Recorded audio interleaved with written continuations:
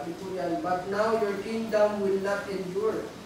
The Lord has sought out a man after his own heart and appointed him ruler of his people because you have not kept the Lord's command. Yan po yung mensahe kay Haring Saul. Ang yung karya na hindi na magtatagal pa. Because, sabi dyan, you have not kept the Lord's commandment. At ang Diyos, pinili ito, si David. Ang sabi kay David, a man after God's heart. Malapit sa kanya po puso ito si David. Kumbaga itong paghahari ni David ay ang appointment ni David ay came from God. No? Hindi katulad sa ating panahon, may eleksyon, meron tayong majority votes. No? Yung sabi nga sa COMELEC, Vox Populi, Vox Dei. Pero yung pinag-discuss po natin yun po hindi totoo. No? The voice of the people is not the voice of God. Dahil ang pagpili ng tao nagkakamali. Ito si David, pinili ng Diyos dahil malapit sa kanyang puso. Sabi din sa Acts chapter 13, verse 22 to 23, ganyan din po. After removing Saul, he made David their king. God testified concerning him. I have found David, son of Jesse, a man after my own heart. He will do everything I want him to do. Walang tanong, pati din ba yung ginawang kasalanan ni David? Alam naman po natin yung istorya ni David. Si David po yung dun po sa taas ng kanyang bahay, natanaw niya yung isang magandang babae, si Bathsheba. Pinagnasahan niya na nag-commit siya ng adultery. Diba? Na ginawa niya, nagkaroon siya ng intercourse doon kay Bathsheba na asawa ni Uriah. No?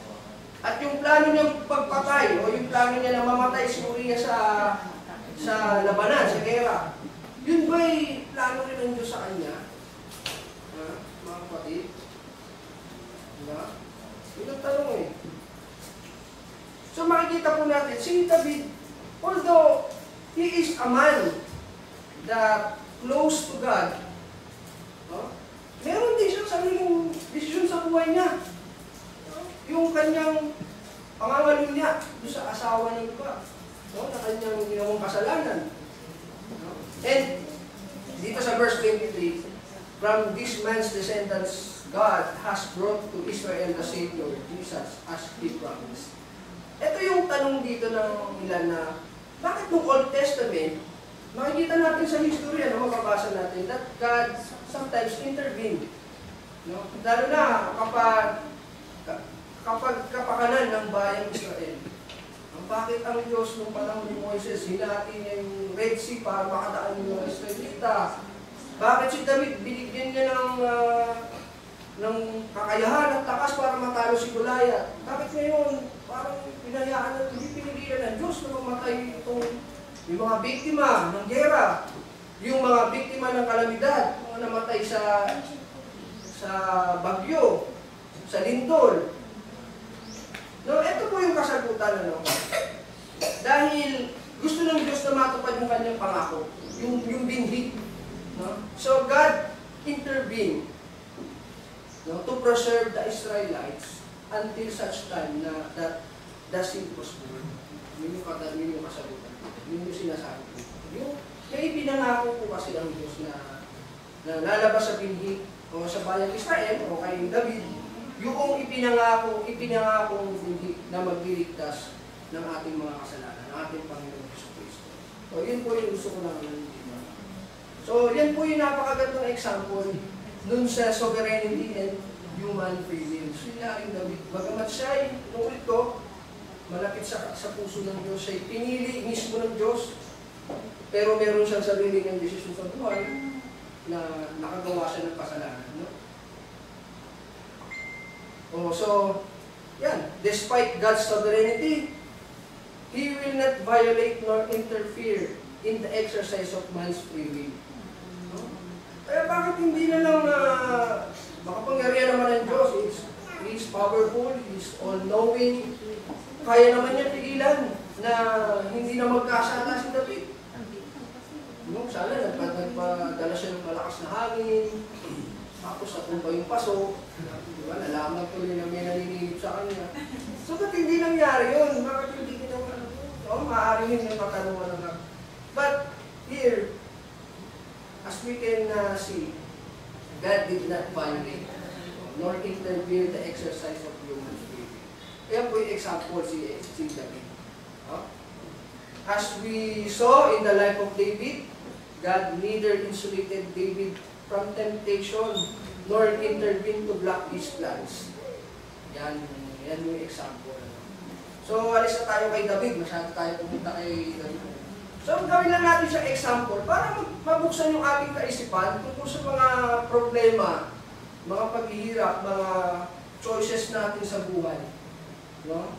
Kung paano natin tignan ang Diyos at mga sitwasyon sa ating paligid. So, punta tayo doon sa how do we view God with regards to or in relation to, number 1, yung pain, sufferings, death. Yan. Diba kayo po? Tanungin yung mga sarili natin, no? How do we view God concerning this pain, sufferings, and death? No? Pag nararanasan natin ito, no? Paano natin ito ina-handle? Ito ba'y isinisisi natin sa Diyos? O kung anong maiisip natin? Tayo ba'y sumusuko na sa buhay or lalaban pa? No? Kapag dating po sa mga ganitong bagay, pain, sufferings, death, problems, iba-iba po ang pag-iisip natin eh. Iba-iba po tayong paniniwala at prinsipyo pagdating dyan. Meron ng mga iba sinasabi, no? Everything that happens in this world is God's will or will of God. Kaya yung iba, nagkakaroon ng ibang interpretasyon sa kanyang, gusto ng Diyos na, will ba ng Diyos na, halimbawa, ito po sa mga kakilala ko. Meron silang pinapanood sa cellphone. Isang nagdadrive ng kanyang sasakyan or motorsiklo. Maingat siya nagdadrive. And then suddenly, mayroong bumangga sa kanyang sasakyan na pabayang mag-drive. No? Na-aksidente, namatay, naputulan siya ng kamay, yung paa. Na napilayan. Sabi nung isa, wala. Kinuha. Oras niya na talaga. Kinuha na talaga siya ng Diyos. Ngayon yun, sometimes we involve or we always involve the name of God sa mga nangyayari sa mga nangyayari sa ating buhay, sa sitwasyon natin. Ano? Di ba? Yung mga ganun, ginusto ba ng Diyos na maputulan ng paa, mapilayan yung taong maingat ang nagmamaneho? May mga ganyan pong mga paniniwala. Kahit po sa mga namatayan, sasabihan sa'yo, alam mo, hindi naman ang Diyos yan. Mamaya, i-discuss po natin yan. God ordains suffering, sorrows, and death. Ayan, sinasabi din na, maaaring din natin marinig sa ibang tao yan. Pero pagdating po dyan sa mga bagay na yan, meron po yung iba't ibang pinanggagalingan. No? Some of these sufferings, no? Or causes or sources. Some of the causes or sources of suffering, ito po, nakalista po dito. Number 1, yung natural order of things. Yan po, yung mga law of nature. Yung mga baha, yung mga ulan, yung bagyo, lindol, pagputok ng bulkan. Yung Diyos din po ang nagbigay yan sa natural order or law of nature.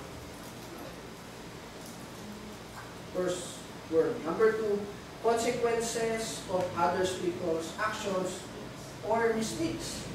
No? We experience sufferings, no? Nakalagay dyan because of the consequences of other people's actions or mistakes.